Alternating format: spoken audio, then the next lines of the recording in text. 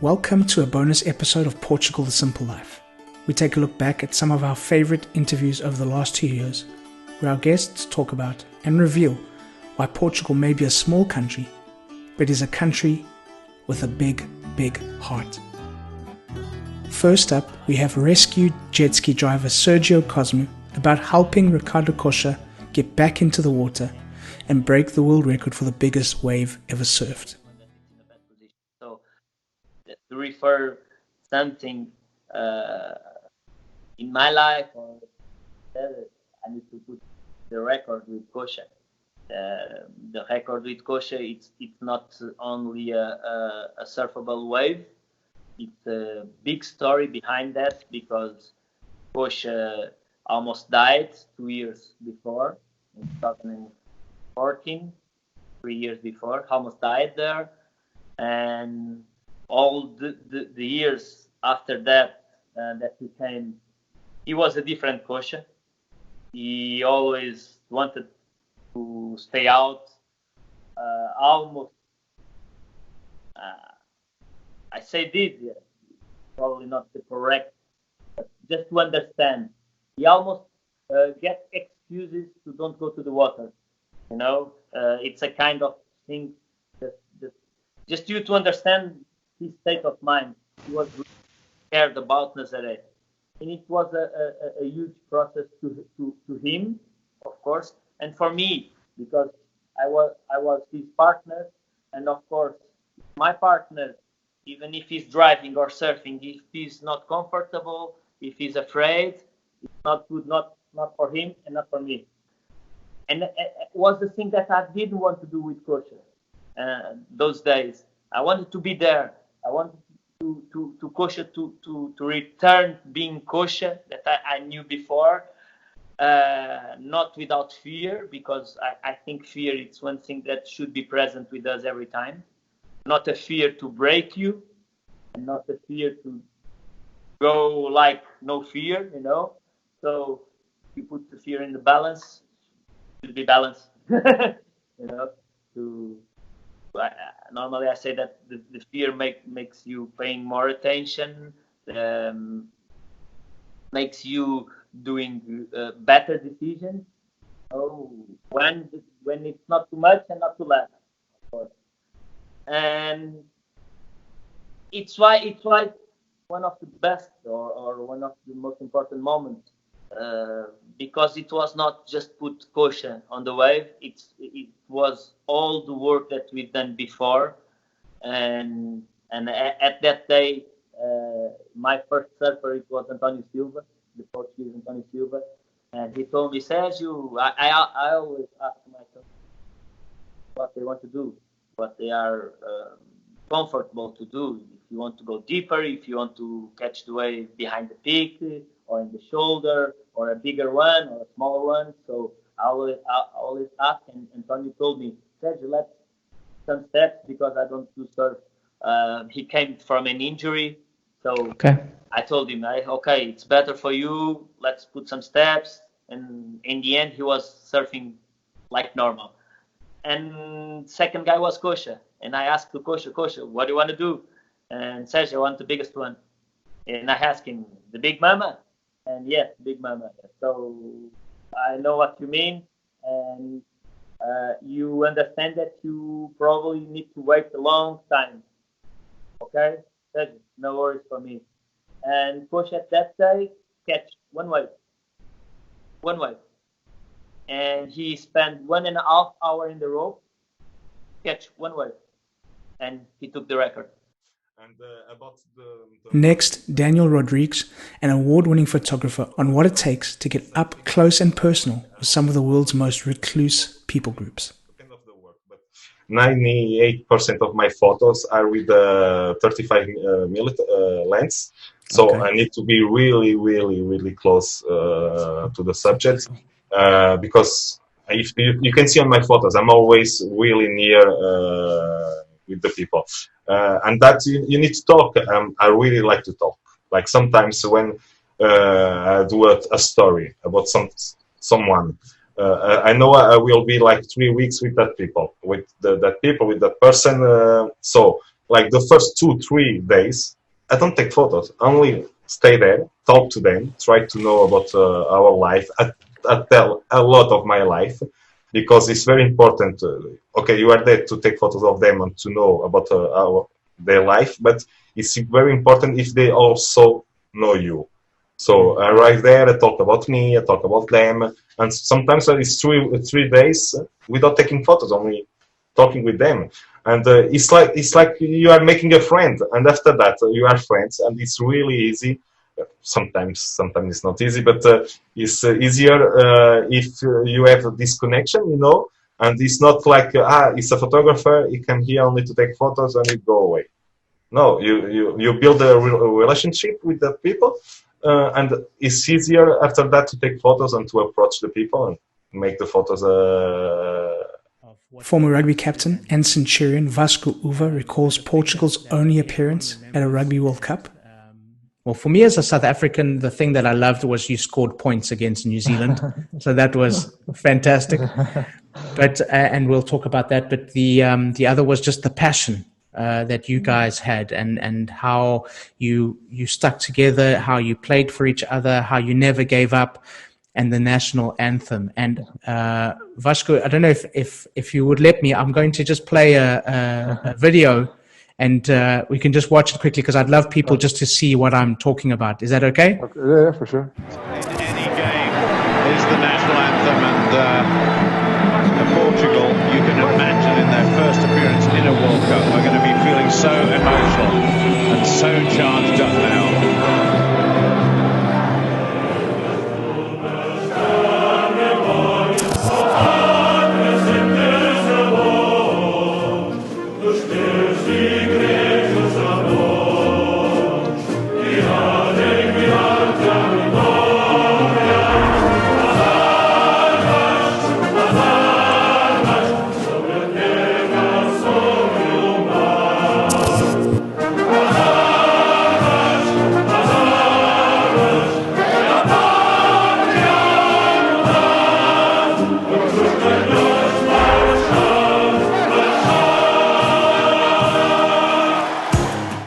How does it feel watching that? How does it feel? It gives me, I get goosebumps.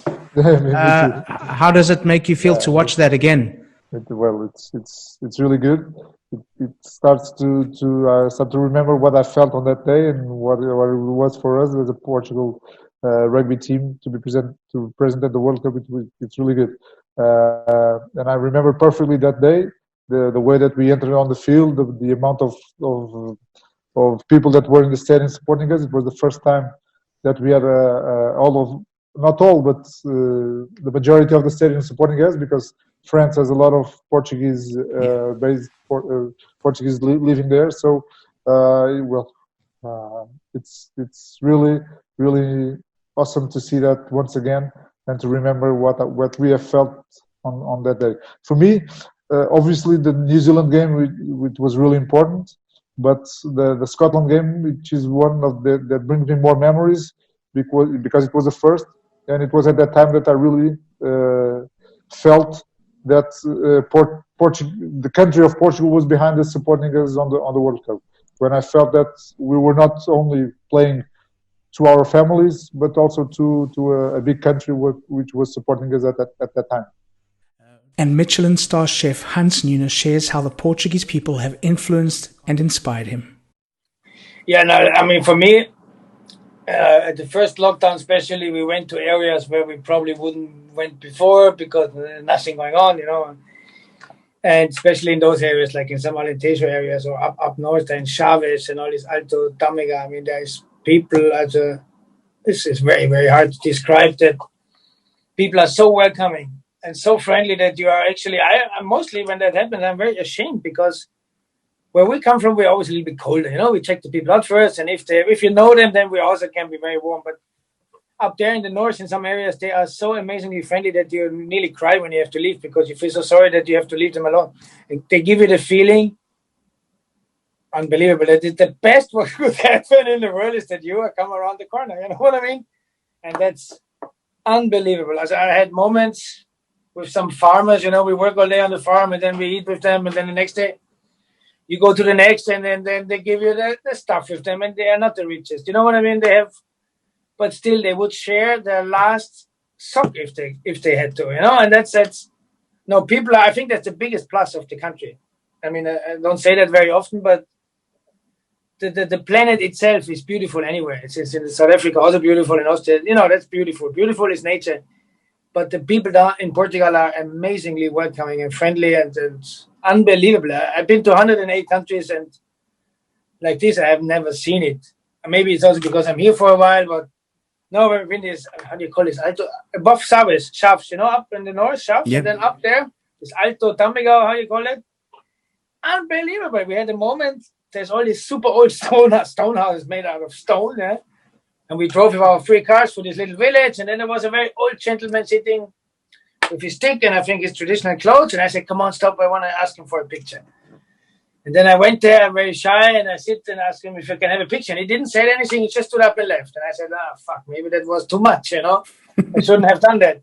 But no, and then he came out with his last 5 beers, you know, and he sit next to me, and we had 5 beers together, and we had a great time. All the cars stopped, and nobody could pass. The village was unbelievable. I don't know if that can happen somewhere else. That's amazing people.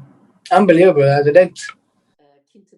Former pro golfer Liz Esterel speaks about ancient connections between Portugal and foreigners.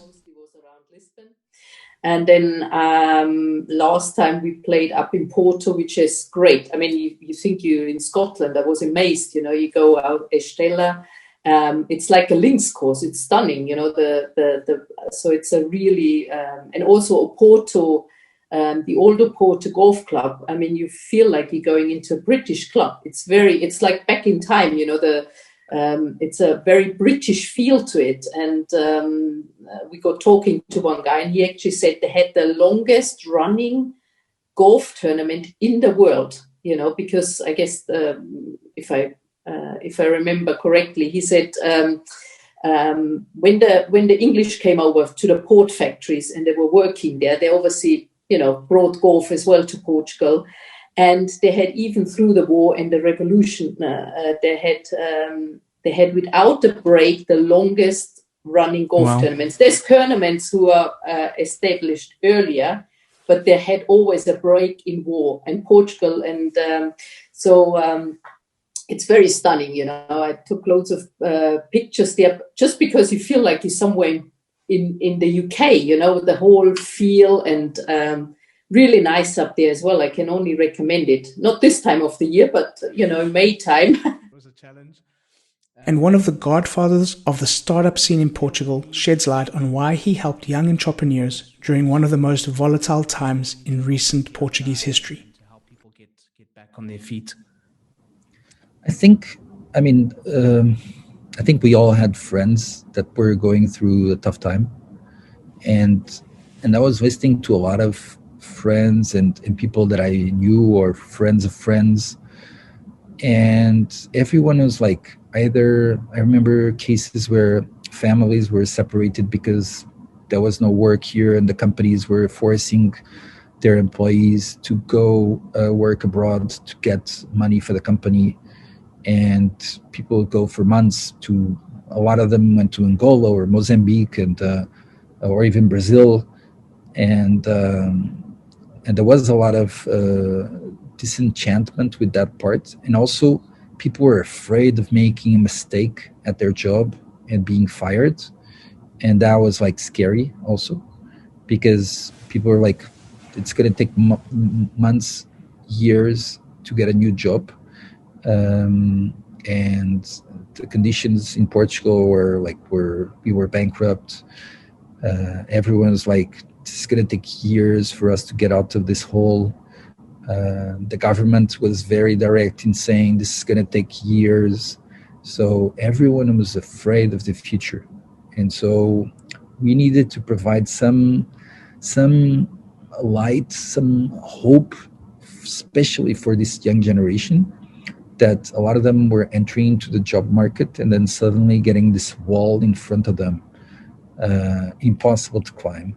And we wanted to help showing that there was an alternative, showing that you can create your own thing.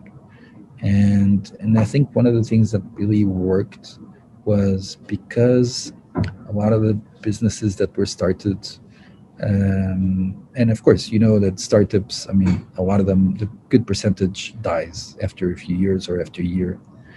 But I think one of the things that worked well for the Portuguese ecosystem was because the government didn't have money, there was no funds to actually support the initial generation of startups at an early stage. And because of that, a lot more died. But those that were actually able to resist, they created this grassroots movement among them that created a very, very strong bond between all these startups. I mean, even today, after 10 years, a lot of the top startups have, the founders have really strong ties between them because of that initial bond. So I think that was really strong. And one of the reasons why we wanted also to create was to give this hope of looking at this entrepreneurship as an alternative. And if we could help one person, that was good enough already for us. Award-winning ceramic artist Mariana Sampaio shares how she has learned and been inspired by the older generation. Well, mostly it's not just the aesthetics of the piece. It's always what they represent or who they represent. And all my grandmothers and all the women of my family were strong, independent women, even through times that were very difficult to be a strong, independent woman. So they all have their little stories of big stories of their lives that were inspired in somehow, and they inspired me. So they were women that work in the fields in the country, like in the under the sun from rise up to the sundown, and they had tons of kids, and most of them were not at all rich. They were poor people, but they never give up, and that's very important. And I think that's a lesson to me. Consider myself a younger generation. They always fight, and they always fought for their lives. I mean, they never had it easy on their lives, and I think that's so important for today, for you to feel how life is difficult and to appreciate the little things, because before you have these little things and before we have the freedom and before we have all of this, there were people that actually suffer for you to have what you have today, and that needs to be valued and appreciated, and it's something that you should value always. And I'm not saying that my grandmothers or my mom were people that we didn't were lacking of food or anything. We always worked, and we always had way to go around in the problems, but they had husbands, for example, and most of the time they had to raise the kids by themselves because they had the husbands working away for a long time for trying to build a better life for their kids and then for the next generation. So it's someone, all of them are people that are inspired by the way they are fighters, and still all of them are so humbled. So like today I feel like everyone is so cocky all the time with all the things they have and all the things they did, but if you compare, that's nothing with what they spend and what they went through. So I think sometimes we should look back to older generations, and even maybe just our own family, and realize that our family is the best inspiration that we could have for us, for our future. They taught you not to give up even when times are gray or even dark like we are living today. Always keep a positive mind, then everyone will be okay. They have a way of saying it when people today don't have kids because they don't have money or they don't have time. That's what usually we hear. And I always hear my grandmother saying everything could be raised. Even when you don't have money, even when you don't have ways of putting food on a table, anyone can be raised. So I'm talking and I don't have kids, but this is very inspiring for me. I think it's my grandmother. It's by the way, she called it Celeste, like the sky, and I believe that she's one of my best inspirations, and she's one of my best everything. She's one of my best advisors. She's my best friend, with all respect to my mom, obviously. But I don't know. I think grandmothers have a point of view different from moms. Head of Digital Marketing at Sporting Lisbon, Mafalda Monteiro, chats about the importance of football being a family sport and creating an environment in the stadiums where everyone feels safe and welcome to enjoy the game.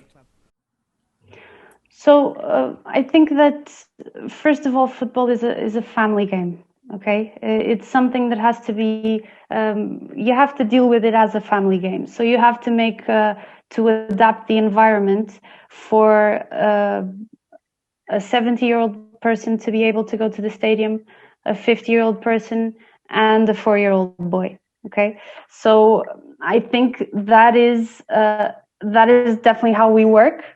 That is something that I think we should be proud of, because if you do feel that you can bring your 5-year-old boy to the stadium, it means it's safe. Football is many times associated with lack of safety because of the extreme behavior of some groups within football. So I think that is definitely something that every club should work towards, is to make football a family game, making it, you should invite everyone to go watch the game. If you want to take your girlfriend to the game, you should be able to, and you should not be scared that something unsafe might happen. I'm saying this, and Sporting has had problems with fans, with extreme behavior. Every club has its problems with extreme, ways of thinking about football. But football really should just be seen as a family event, as something that you can go on a Sunday with your kids, on a Sunday with your parents as well. And that is again, that is how we work internally. We make sure to, for the stadium to be as welcoming as possible to all kinds of people. I think that is it. And I think that is something that we should be proud of, that we are actually, I think, getting closer to that. Other clubs should definitely work towards that as well, making it as welcoming as possible to everyone. So yeah, apparently there's a lot of these communities in the Olympics. Another photographer, Anna Paganini, talks about spending time with one of the most secretive and mysterious groups of people in Portugal. And it's funny how I met Maria, the lady hermit. I was visiting from my friends from London who studied documentary filmmaking and photojournalism. And that really shaped me into looking at my terra, at my origin, in a different way, because suddenly everything could be a project. And we were at this medieval fair, which is obviously very cinematic. You would see like a medieval man drinking a gin and tonic, just things that visually you go crazy about. And I really did. I couldn't stop shooting.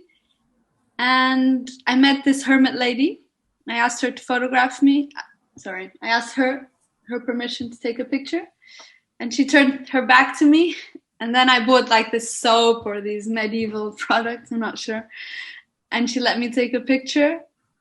And she's got this glare to her, this stare that's incredible.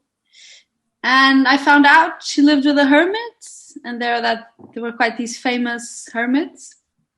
And also, to my surprise, I found out that my dad had tried to take pictures of them in the 1990s, which was really wonderful. Like, without knowing, we got interested by the same people and project. And the hermit, it's been a journey. So it started in 2016 in that medieval fair. And then the following year, I went to that same fair to try to find out more about her. And she gave me her email address, and she would go to the cyber cafe into town once a week to sell her products. And when I came back from London, I went to live with them. First without my cameras, and then with my cameras, but very restricted. They didn't let me take pictures of a lot of things, and they said it was like a test for me. They wanted to see if I noticed like the symbology around their house and try and understand what was important for them, all the meaning that was behind Saint Hildegard, for example, which is a saint that they followed her example. And it's been a journey. Sadly, the hermit Maria died a month ago. And yeah, it was a project that came back into my life. So when she fell ill this February, I started meeting with her again because I wanted to kind of make a book about her to try and preserve all the knowledge she has, because she studied medieval history, also history, but medieval medicine. But sadly, we didn't make the book. We just had some really, really wonderful conversations. We classified some plants in the north, and I took a lot of pictures of her, but then sadly she fell ill and died, so I couldn't really complete the project, but just being with her and having that time was really, really wonderful. Because I think you mentioned they're German, these hermits, correct? Correct. And why do they choose to be here? Why do they do this here? I mean, they could do it anywhere by the sounds of things. Why do they choose this part of, or Portugal in general? I guess because they felt well here, and they came here in the 1990s, and they went to Serra da Estrela, and then they went to near Vila Real, Turgueda, and I guess they could live as people would live hundreds of years ago in the medieval time, because the way they spent their Christmas was very interesting. They would go with a donkey and take candles to the local villagers, and then she was a healer to the local villagers. And I have to ask them. I'm actually going to see him this Saturday. I can ask him, but they're quite mystical. I don't know if he would answer me in a very direct way. I just know that they are here, and they became part of not only the fascination of everyone who hears about them, knows about them, meets them, but and yeah, they're big characters. This is what they do for the big wave surfer and record breaker Garrett McNamara on why he has fallen in love with the Portuguese people. The quality of life. They're second to none. I mean, Hawaii's amazing, a little warmer, but the quality of the food here, the safe, everybody watches over everybody, almost too much at times, but it's with the loving intentions. They're intentionally trying to protect the kids at all times, everybody, whether they're it's overwhelming. And what makes Portuguese people amazing? What do the Portuguese people mean to you and your family? Well, they're very proud of their little towns, their little areas, and they really love to. It's hard to break in. They're real tight knitted and real tight communities. Most towns are tight, and it's hard to break in. But once you get in, they're just so warm, and in your family, it's like family. Everybody's real tight, and yeah, they all band together and work together, and it's just real special because you don't really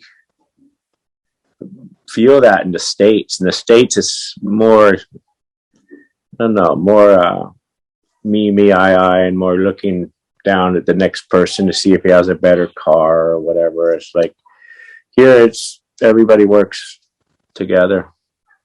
What makes you proud? And finally, here's author Ana Pimentel on what makes her proud to be Portuguese.